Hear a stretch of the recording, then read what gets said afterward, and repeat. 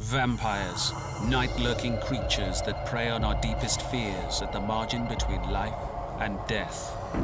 Fiction and fantasy have molded our perception of these night stalkers. But what is the truth behind the myth of the vampire? Vampires were somewhere between a nuisance and a danger. They could curdle the milk in your cows, they could steal your sheep, they could physically attack you or your family. Now, forensics, medicine, and science are uniting to expose the facts behind the fiction. Natural chains of decomposition can build into the appearance of the vampire, the living dead. They're proving vampires are much more than simple horror stories. The stakes were placed there deliberately to stop this man from transforming himself. For some people, vampires are still a terrifying reality. I saw him coming at night. He was sucking my blood. This is my pitchfork. I used it to remove his heart. To unlock the secrets of the vampire, we'll travel across Europe and beyond, and find proof that could even upgrade vampires from creatures of legend to historical fact.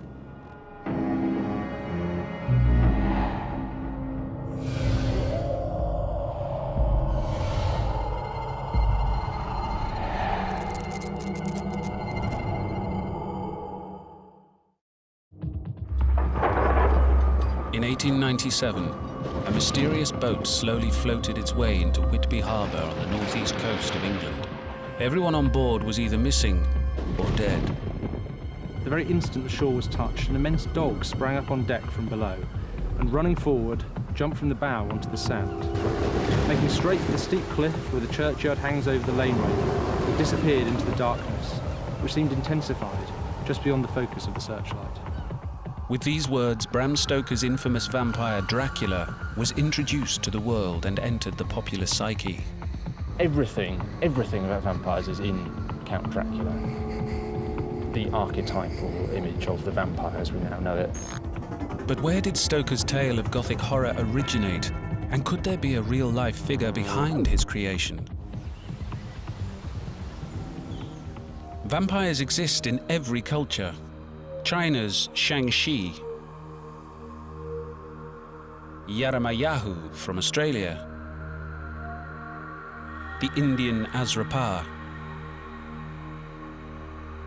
the Jararaca of Brazil, or the many European incarnations such as the Strix, Strigoi, Vricolakas, Revenant, Upir, Vampire, Dracul. Such creatures predate the Bible, yet they weren't just myths, they were very real. Reanimated corpses that feed on the living to prevent their own decay. Dan Jones is an author and historian with a particular interest in society's portrayal of vampires.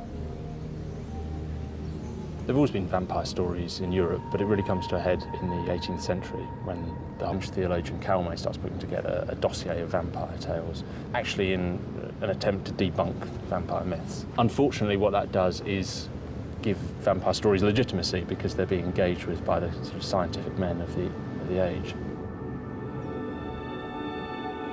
By the turn of the 19th century, the vampire myth starts feeding into Gothic literature. And so you have Polidori, who starts writing The Vampire. That's really the template for what Bram Stoker does when he writes Dracula.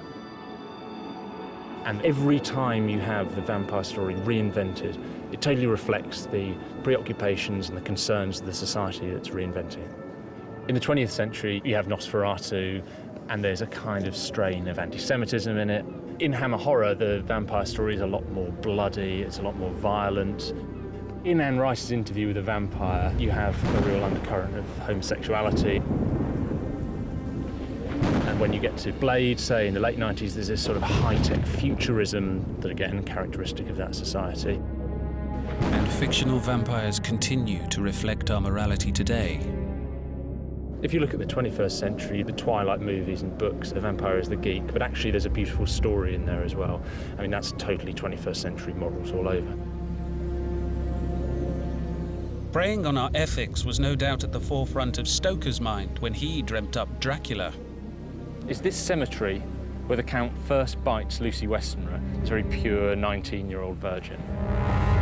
Now, she eventually transforms into a sort of lusty vampire herself who terrorises North London, biting young children. And it's this mixture of sex and scandal that Stoker was doing pretty deliberately to titillate and to scare and to shock his audience, and probably to help build his sales figures at the same time. Bram Stoker's Dracula is so successful, it hasn't been out of print for over a century. Yet, unlike Stoker's Count, the real-life vampires of history were not charismatic gentlemen with a black cape, mesmerizing stare, and a penchant for nubile young women. The vampires of the Greek folklore were not glamorous like the Hollywood vampire. They were bloated corpses that spread on diseases.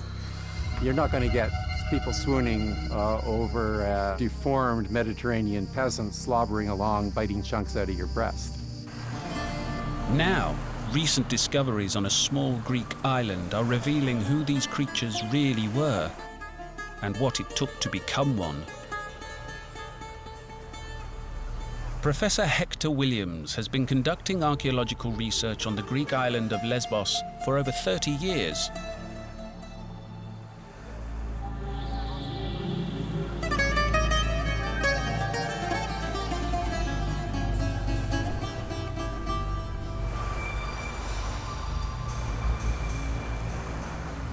But it was in 1988 that he made a discovery that could put flesh onto the stories of vampires.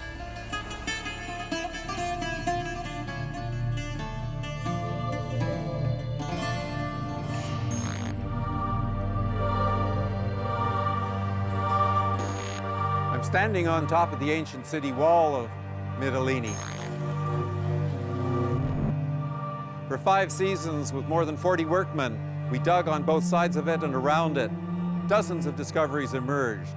A Roman brothel over there, a Hellenistic industrial district down here, pottery from the age of Sappho 600 years before Christ down below.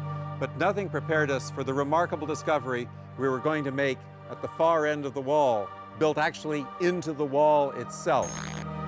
It was a discovery that shook the very foundations of archaeology. Proof that vampires may not just be creatures of legend, but of historical fact.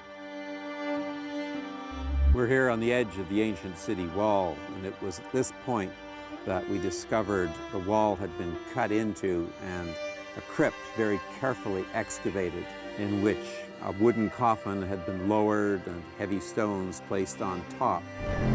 For some reason, somebody had gone to the huge effort of digging a grave right into the foundations of the city walls. But that wasn't the only mystery. It stretched along here for about 2 meters, and in it were sprawling the remains of a middle-aged man, creature our students nicknamed Vlad after Vlad the Impaler. Vlad the Impaler was a 15th century ruler of Romania and was probably the inspiration for Bram Stoker's Dracula. And like his counterpart, Hector's Vlad came to a sticky end. He had spikes driven through his throat, his middle, and his ankles to hold him in the tomb. This is not a normal burial. A corpse nailed into his coffin. 3 20-centimeter long metal stakes driven through his body, into his ankle, pelvis, and neck. This was unique. We found over 50 burials in this area of men and women, and this one had received very special treatment, the treatment of a suspected vampire. So who was Vlad, and why was he considered to be a vampire? Hector turned to Greek-born paleopathologist Anastasia Tsiliki for answers.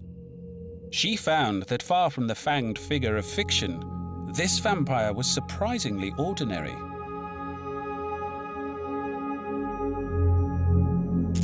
He was Mr. Average, but for some reason upon his death, the villagers believed that he would become a vampire or a revenant. So when he did die, they took every measure they could in order to prevent him from striking back at the living.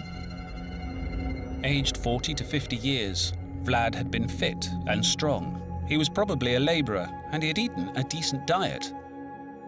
But for some reason, when he died, he didn't get a normal burial. Instead, he'd been nailed into a crude coffin and hidden right inside the city walls. But why was he treated in such a way?